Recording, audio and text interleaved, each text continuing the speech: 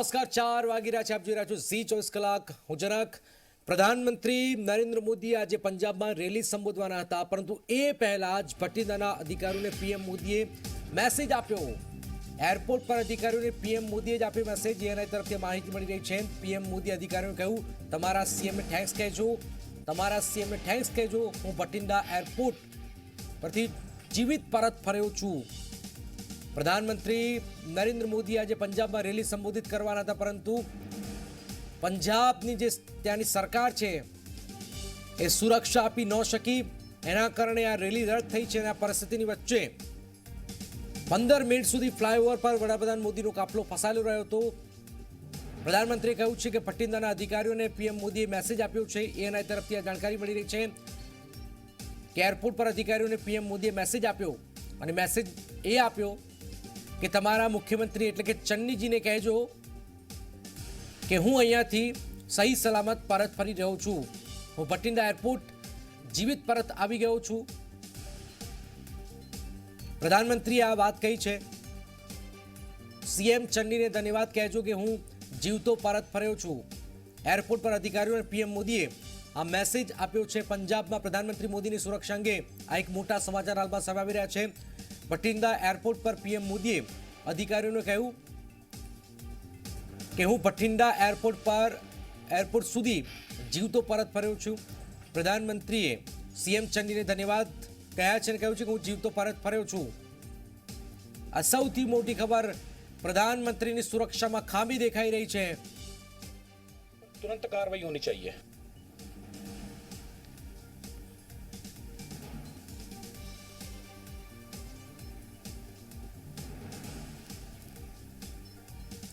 તો પ્રધાનમંત્રી મોદીની સુરક્ષામાં મોટી ચૂક. પંજાબની રેલી મોકૂફ કરાઈ છે, પરંતુ ત્યાંની જે સ્થાનિક સરકાર છે, કોંગ્રેસની સરકાર છે, પંજાબમાં ચન્ની સરકાર છે, એ સુરક્ષા નથી આપી શકી. એ પ્રકારની વાતો હાલમાં સામે આવી રહી છે.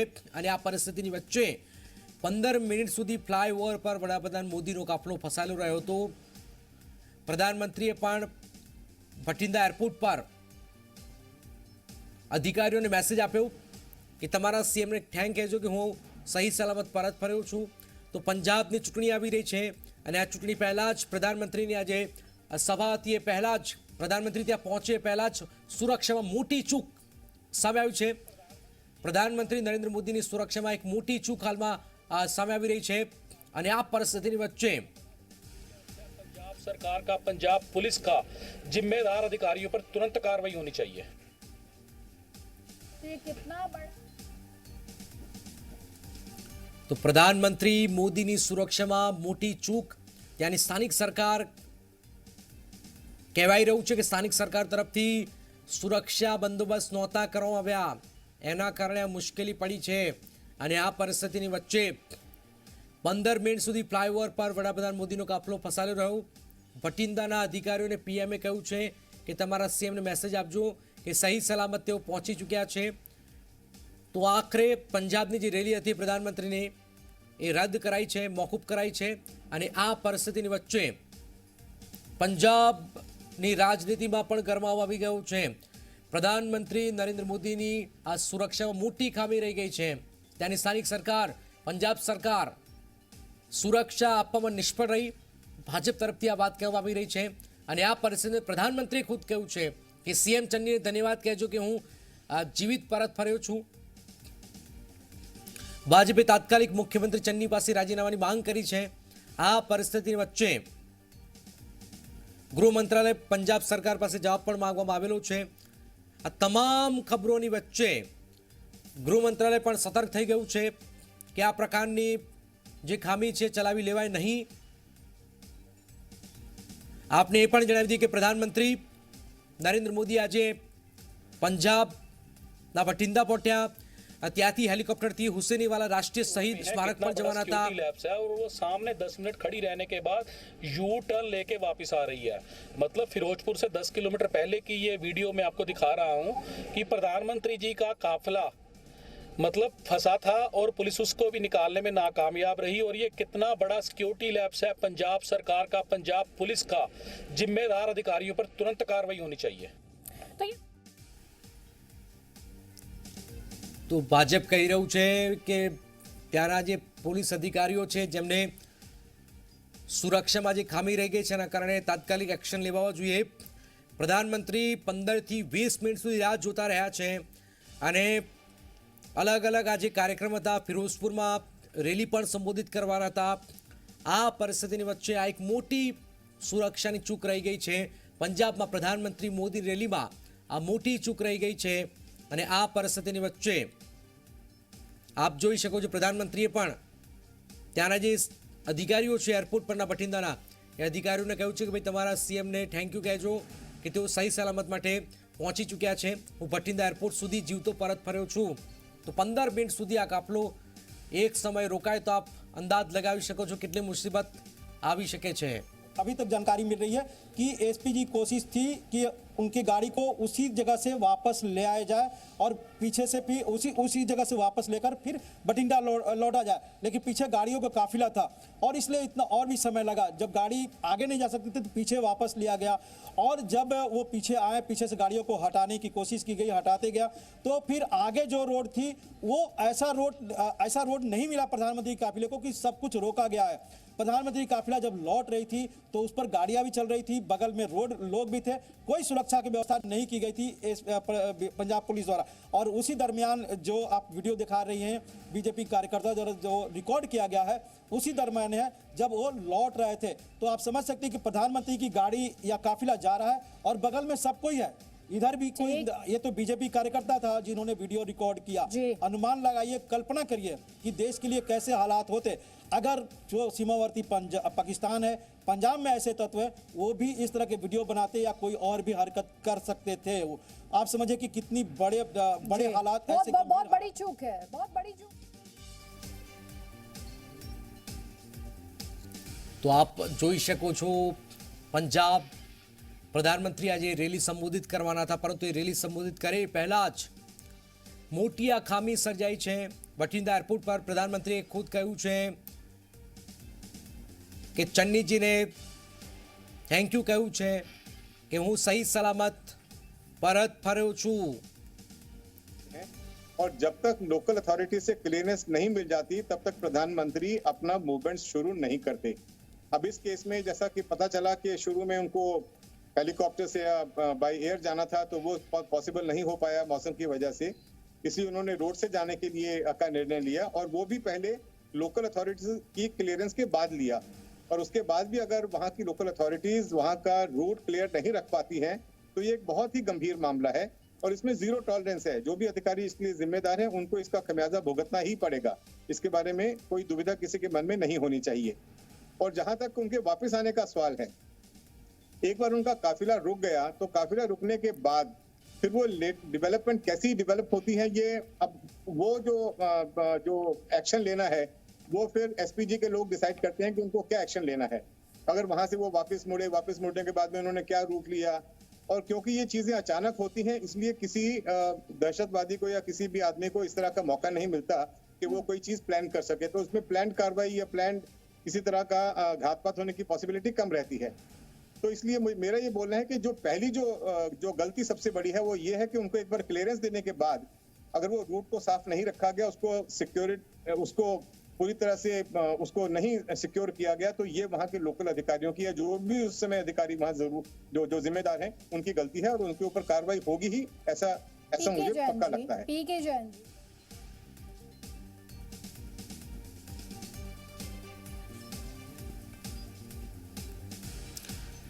પ્રધાનમંત્રી મોદીની સુરક્ષામાં મોટી ચૂક રહી ગઈ છે. પંજાબની રેલી મોકૂફ થઈ છે. બઠિંદા એરપોર્ટ પર પ્રધાનમંત્રી મોદી અધિકારીઓને કહ્યું છે કે હું એરપોર્ટ સુધી જીવતો પહોંચી શક્યો છું એ માટે તમારા સીએમ એટલે કે ચન્નીજીને થેન્ક્સ કહેજો.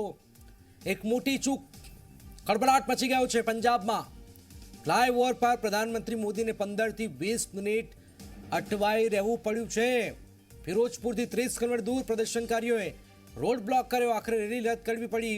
ગૃહ મંત્રાલયે આ ઘટનાની ગંભીર નોંધ લીધી છે. જવાબદાર સામે પગલાં ભરવાનો પણ ગૃહ મંત્રાલયનો પંજાબ સરકારને આદેશ છે કે આખરે રેલી રદ કરવી પડી છે. આ પ્રકારની મોટી ચૂક અને એ પણ પ્રધાનમંત્રીના કાફલા સાથે. પંજાબ આપ જાણો છો કે પાકિસ્તાનને અડીને આવેલું છે અને કોઈ મોટી ચૂક થઈ જાય તો જવાબદાર કોણ? આ પરિસ્થિતિની વચ્ચે પંજાબ સરકાર અને કેન્દ્ર સરકાર ઋત્વિજ પટેલ અમારી સાથે જોડાઈ ગયા છે. ઋત્વિજભાઈ, આ પ્રકારની ભાઈ રાજનીતિ વિરોધ હોઈ શકે તમારો, પરંતુ આ પ્રકારની સુરક્ષામાં મોટી ચૂક રહી જાય તો એ કઈ રીતે સાખી લેવાય?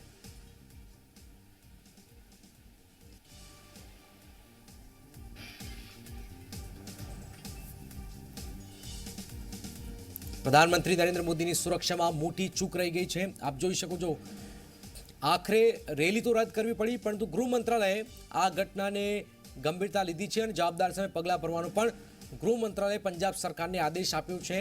પ્રધાનમંત્રી મોદીની સુરક્ષામાં આ મોટી ચૂક રહી ગઈ છે. પ્રધાનમંત્રી મોદીની સુરક્ષા મોટી ચૂક થતાં જ ખળભળાટ પણ મચી ગયો છે. બઠિંડા એરપોર્ટ પર પ્રધાનમંત્રી મોદીએ અધિકારીઓને કહ્યું છે કે હું એરપોર્ટ સુધી જીવતો પહોંચી શક્યો છું, એ તમારા સીએમને થેન્ક્સ કહેજો. ઋત્વિજ પટેલ ભાજપના નેતા અમારી સાથે. ઋત્વિજભાઈ, આ પ્રકારની ચૂક મેં પહેલાં પણ કહ્યું કે ભાઈ તમારી રાજકીય વિરોધ હોઈ શકે છે, તમારી વિચારધારા લડાઈ હોઈ શકે છે, પરંતુ આ પ્રધાનમંત્રી છે અને પ્રધાનમંત્રી રેલી જ્યારે કરવા આવે છે ત્યારે તમારે સુરક્ષા તો આપવી પડે.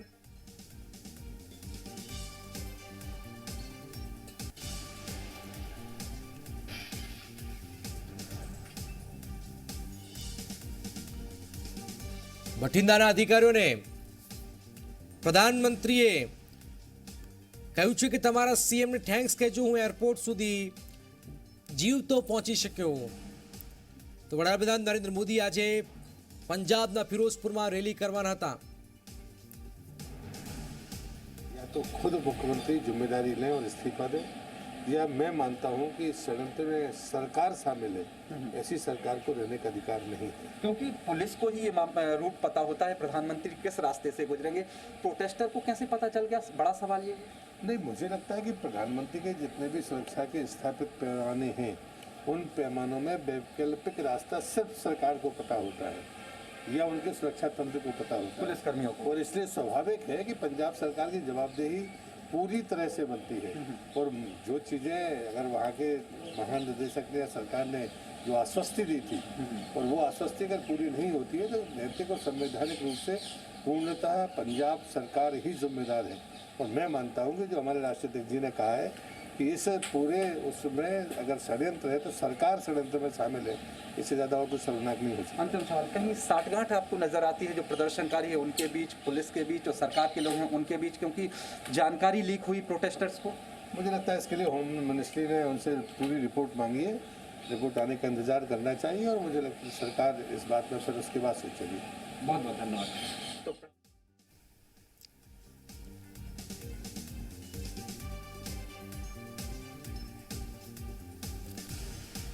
એરપોર્ટ પર અધિકારીઓને પીએમ મોદીએ મેસેજ આપ્યો છે, પરંતુ આ સુરક્ષામાં મોટી ચૂક રહી ગઈ છે. ઋત્વિજ પટેલ અમારી સાથે જોડાયા છે, ભાજપના નેતા. ઋત્વિજભાઈ, તમારી વિચારસરણી અલગ અલગ હોઈ શકે છે, સરકાર અલગ અલગ હોઈ શકે છે, પરંતુ પ્રધાનમંત્રીની આ સુરક્ષા છે એમાં કોઈ પણ જાતની ગફલત હોય જ નહીં. બિલકુલ જનકભાઈ, રાજકીય પાર્ટીઓ પોતાની વિચારધારા અલગ અલગ હોય અને પોતપોતાની રીતે રાજનીતિ કરે, એમાં કશો જ વાંધો ન હોઈ શકે, પરંતુ દેશના વડાપ્રધાન એ દેશના વડાપ્રધાન હોય છે. સમગ્ર દેશના 125 કરોડ લોકોના વડાપ્રધાન હોય છે અને એ જ્યારે કોઈ પણ રાજ્યમાં, દેશમાં, વિદેશમાં જ્યારે થાય ત્યારે જતા હોય ત્યારે એમની સુરક્ષાની જવાબદારી હંમેશા એમનું એસપીજી ગ્રુપ અને સ્થાનીય પ્રશાસન સંભાળતું હોય છે. વિદેશમાં પણ જ્યારે પ્રધાનમંત્રીજી જાય ત્યારે ત્યાંના દેશના લોકો પણ એમની સુરક્ષામાં કોઈ ચૂક ન રહી જાય તેની તકેદારી રાખતા હોય છે. ત્યારે જે રીતે આજની ઘટના બની છે કે માનનીય પ્રધાનમંત્રી નરેન્દ્રભાઈ મોદી સાહેબનો પ્રવાસ જ્યારે પંજાબમાં હતો ત્યારે ઘણા પ્રશ્નો ઉઠીને આવે છે કે એમના રૂટ ઉપર કેમ સુરક્ષાનો બંદોબસ્ત ચુસ્ત કરવામાં નહોતો આવ્યો, એમના રૂટની જાણકારી કઈ રીતે આંદોલનકારીઓ સુધી પહોંચાડવામાં આવી, કઈ રીતે પોલીસે આંદોલનકારીઓને છેક બ્રિજ સુધી પહોંચાડવા સુધીમાં કેમ એમને અટકાવવામાં ન આવ્યા, શા માટે આદરણીય પ્રધાનમંત્રીજીના કાફલાને 20 મિનિટ સુધી બ્રિજ ઉપર રોકાઈ રહેવું પડ્યું, ત્યાં પણ એક ગંભીર સુરક્ષાના પ્રશ્નો ઉભા થઈ શક્યા હોત. સદનસીબે આદરણીય પ્રધાનમંત્રીજીને જ્યારે દેશના 125 કરોડ લોકો પ્રેમ કરતા હોય, ભગવાનના આશીર્વાદ હોય, કોઈ મોટી ઘટના નથી બની, પરંતુ આ સમગ્ર ઘટનામાં પંજાબ સરકાર જવાબદાર છે હું સ્પષ્ટપણે માનું છું. આંદોલનકારીઓ સાથે મળીને જે કંઈ પણ આ ષડયંત્ર રચાયું એમાં પંજાબ સરકાર પણ ભાગીદાર છે હું સ્પષ્ટપણે માનું છું. બાકી તો આની ઉચ્ચ સ્તરીય તપાસ પણ થવી જોઈએ અને આ પ્રકારની નિમ્ન કક્ષાની રાજનીતિ જે કોંગ્રેસની પંજાબની સરકાર અને કોંગ્રેસના લોકો કરી રહ્યા છે એને હું સખત શબ્દોમાં વખોડું પણ જ્યારે પ્રધાનમંત્રી આ પ્રકારના શબ્દો વાપરે ત્યારે એમ કહે છે કે થેન્ક્સ ચન્નીજી, એમને કહેજો કે હું એરપોર્ટ સુધી જીવતો પહોંચી શક્યો છું. આનો મતલબ બહુ ગંભીર પરિસ્થિતિ હશે. પ્રધાનમંત્રી જ્યારે આ પ્રકારની વાત કરી તો ભયાનક પરિસ્થિતિ હશે. ઓફકોર્સ જનક, તમે વિચાર કરો કે પ્રધાનમંત્રીજીના કોન્વોયને 20 મિનિટ સુધી બ્રિજ ઉપર ઉભા રહી જવું પડે. તમે સમજો કે ટ્રાફિકમાં આપણી ગાડી જો 20 મિનિટ સુધી જો કોઈ બ્રિજ પર હોય તો કેવી પરિસ્થિતિનું નિર્માણ થાય છે. ત્યારે તો આ પ્રધાનમંત્રીજીનો કોન્વોય હતો, કોઈ પણ ઘટના બની શકી હોત. અને આખું આ કોઈ પણ રાજકીય પાર્ટી હોય, ગુજરાતમાં અન્ય પાર્ટીના કોઈ Z+ સિક્યોરિટીના કોઈ પણ રાજકીય પાર્ટીના નેતા આવે તો શું ગુજરાત સરકાર એને સુરક્ષા ના આપે? એ ફરજ છે. એમ પ્રધાનમંત્રીજી જ્યારે દેશના સર્વોચ્ચ નેતા જ્યારે આ પ્રકારે પંજાબમાં જતા હોય ત્યારે ભલે ત્યાં કોંગ્રેસની સરકાર રહી, તેમની નૈતિક અને પ્રાથમિક ફરજ હોય કે તેમની સુરક્ષાની જે પ્રોટોકોલ હોય એમ ચૂક ન થવી જોઈએ. આ એક ષડયંત્ર છે અને કોંગ્રેસે આજે એમની નિમ્ન કક્ષાની રાજનીતિનું ભરવું પ્રદર્શન કર્યું છે જેની દેશ અને દુનિયા જોઈ રહી છે. બિલકુલ. આભાર યુવરાજ. ઋત્વિજભાઈ, મૂળ જે વાત જે છે કે ભાઈ જે પ્રકારની મુશ્કેલી સર્જાઈ છે, પીએમ મોદીની સુરક્ષા મોટી ચૂક રહી ગઈ છે, ક્યારે પણ સાખી ન લેવાય. અને જે સૂત્રો તરફથી જાણકારી મળી છે કે હવે સાંજે 5 વાગે ભાજપના મુખ્યમંત્રીઓ 4 જેટલા મુખ્યમંત્રીઓ પત્રકાર પરિષદ પણ કરી શકે છે. 4 મુખ્યમંત્રીઓ એક પત્રકાર પરિષદ કરવાના છે. અને આ પરિસ્થિતિની વચ્ચે 20 મિનિટ જ્યારે પ્રધાનમંત્રીનો કોન્વોય અટકી જાય તો આપ અંદાજ લગાવી શકો છો. કેપ્ટન અમરિંદર સિંહ, પૂર્વ મુખ્યમંત્રી પંજાબના, એમને પણ ચન્ની સરકાર પર આરોપ लगाવ્યો છે. और गांधी परिवार चाह रहा है. मुझे दुख इस बात का है, देश के प्रधानमंत्री पूरे देश के लिए होते हैं, किसी पार्टी के लिए नहीं होते. लेकिन चन्नी सरकार इस कदर गिर गई, हम पंजाबियों को पूरा बदनाम करने का दुनिया भर के अंदर हम बदनाम हो रहे हैं. और क्यों करवाया गया ये सब कुछ? ताकि देश के लोगों के अंदर पंजाबियों के खिलाफ नफरत भरी जा सके, पंजाबियों के खिलाफ एक गुस्सा पैदा किया जा सके, जिसका लाभ बाद में कांग्रेस और पाकिस्तान और ISI ले. क्या कभी ये कोई कल्पना कर सकता है? देश के प्रधानमंत्री को भी सुरक्षा अगर प्रदेश की सरकार नहीं दे पा रही तो क्या एक साधारण आदमी को सुरक्षा दे सकती है? देश के प्रधानमंत्री क्या करने आए थे? पंजाब को 50,000 करोड़ रुपए का इंफ्रास्ट्रक्चर की सौगात देने के लिए आए थे. मैं आज चन्नी सरकार से पूछता हूं, एक आपके आज मुझे इस बात का दुख और खेद है, हमें क्यों बदनाम किया जा रहा है, हमारी दस्तार को क्यों बदनाम किया जा रहा है? अदिति जी, एक तरफ एक देश के प्रधानमंत्री थे जो कहते थे कि एक विशेष वर्ग और एक विशेष धर्म के लोगों का देश के स्रोतों के ऊपर सबसे ज्यादा अधिकार है, और एक आज के प्रधानमंत्री हैं श्री मनजिंदर सिंह सेसा जी हमारे साथ, केंद्रीय मंत्री गजेंद्र सिंह. સુરક્ષામાં ચૂક શા માટે? કેપ્ટન અમરિંદર સિંહે ચન્ની સરકાર પર આરોપ લગાવ્યા છે. બઠિંડાના અધિકારીઓને પ્રધાનમંત્રી મોદીએ પણ મેસેજ આપ્યો કે તમારા મુખ્યમંત્રીને કહી દેજો કે થેન્ક્સ કે હું સહી સલામત બહાર નીકળી શક્યો છું, સહી સલામત પહોંચી શક્યો છું, સહી સલામત જીવતો પરત ફર્યો છું. પરંતુ જે રીતનો ઘટનાક્રમ સર્જાઈ રહ્યો છે એ ક્યારેય પણ સાખી નહીં લેવાય. પ્રધાનમંત્રી એક પાર્ટીના હોતા નથી, પ્રધાનમંત્રી આખા દેશના હોય છે. અને આ પરિસ્થિતિની વચ્ચે 15 થી 20 મિનિટ સુધી આ કાફલો એક જગ્યા પર ફસાય तो यानी जवाबदारी बिल्कुल त्यानी स्थानिक सरकार होय एनी ज होय छे. पंजाब सरकार आज जब रोड पर ट्रेवल करने की, जब वो ईशानी वाले में शहीदों के स्मारक पर अपनी श्रद्धांजलि अर्पित करने के लिए जाना चाहते थे, तब उनको रास्ते में क्लियरेंस देने के बावजूद भी, कि जब DG और CS दोनों ने एश्योर किया था कि मार्ग क्लियर है, आप यात्रा कर सकते हैं, उसके बाद में जब उनको रास्ते में रोका गया, ये निश्चित रूप से दुर्भाग्यपूर्ण है. और जो है इस भारत जैसे लोकतांत्रिक देश में आज का दिन जो है काला दिवस के रूप में, एक काले अध्याय के रूप में लिखा जाएगा. तो प्राइम मिनिस्टर की सुरक्षा में जो चूक है, आपको इसके पीछे ये लापरवाही है, ये सोच समझते हुए की गई है, ये सरकार के लेवल पर चूक है, ये पुलिस के लेवल पर चूक है, या दोनों के लेवल पर चूक है? मुझे लगता है कि इन सब लोगों चीजों को अलग अलग रख के देखा जा सकता है. क्या सरकार और पुलिस दोनों के ही लेवल पर चूक है, पंजाब प्रदेश की शासन व्यवस्था के लेवल पर चूक है। और उसके साथ साथ में जब पंजाब के मुख्यमंत्री इस तरह का गैर जिम्मेदाराना बयान देते हैं कि हमें लूट, और वहाँ के गृह मंत्री ये बयान देते हैं कि हमें जानकारी नहीं थी कि प्रधानमंत्री यहाँ से जाएंगे, या जब वो ये कहते हैं कि हमें लूप में नहीं रखा गया, तो जो है और अपनी जिम्मेदारी से भागने की कोशिश करते हैं, तब लगता है कि कहीं जो है इसमें साजिश की बूते नहीं है। तो आपको लगता है ये साजिश है? मैंने कहा कि यदि मुख्यमंत्री इस तरह की स्टेटमेंट देता है ऐसी घटना के बाद में, खेद व्यक्त करने के बजाय, जांच करने के बजाय, वहाँ के गृह मंत्री अगर इस तरह की स्टेटमेंट देते हैं, तो निश्चित रूप से लगता है और सामान्य मानव भी इसको समझेगा कि इसमें कहीं ना कहीं किसी न किसी के राजनीतिक हितों के साधन के लिए कोई न कोई साजिश होगी। इसकी जांच निश्चित रूप से की जानी चाहिए।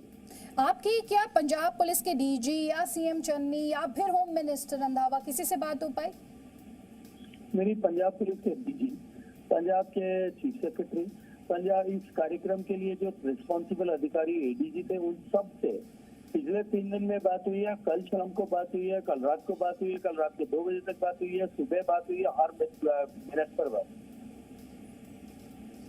क्या ये जो ब्रीच हुआ इसके बाद आपकी बात हो पाई है? इसके बाद भी बातचीत हो पाई है। तो वो क्या कह रहे हैं, ऐसा क्यों हुआ, ये इतना बड़ा लैप्स कैसे हो गया? अब ये तो जांच का विषय है, उनको जांच करनी चाहिए। वो तो ये कह करके सारे ही लोग पल्ला झाड़ रहे हैं कि सब हमें जानकारी नहीं थी और एकदम से ऐसा हो गया। क्या ये स्पष्ट हो पाया शेखावत जी कि किस तरह से प्रधानमंत्री का जो काफिला था वो वापस लौट पाया? क्योंकि जो तस्वीरें हम देख रहे हैं वो तस्वीरें बहुत बड़ी चूक की तरफ इशारा करती हैं, बहुत क्लोज प्रधानमंत्री के काफिले के लोग दिखाई देते हैं। हाँ, ऐसे फोटोग्राफ्स आए हैं, मैंने सोशल मीडिया पे बहुत लोगों ने जो है फोटोग्राफ्स लोग खड़े होकर